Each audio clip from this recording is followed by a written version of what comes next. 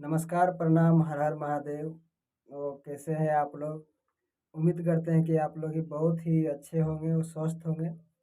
दोस्तों, एक बहुत ही बेहतरीन सॉन्ग आ रहा है हमारे सुपरस्टार जिसे ट्रेनिंग स्टार बोलते हैं खेसारी लाल यादव जी और प्रियंका जी का है गाना। दोनों मिलकर गाए हैं, होली सॉन्ग है, डुएट। ओपन द ढौड़ी भौजी, जो मान के चलो तो सुपर डुपर हिट सॉन्ग है। बहुत लोग इसका वीडियो भी बनाया, मैं भी बना दे रहा हूँ क्योंकि बहुत ही अच्छा सॉन्ग है। अब मैं सुन भी लिया हूँ और रिलीज हो चुका है। और जिन जिन भाई ने नहीं सुने हैं वो जाके सुनिए और आप लोग कमेंट करके ज़रूर बताइएगा कि किस तरह का सॉन्ग है। मैं बहुत ही मतलब सॉन्ग बहुत ही बेहतरीन सॉन्ग है, ये समझ लीजिए। ऐसा मतलब सॉन्ग आया ही नहीं है।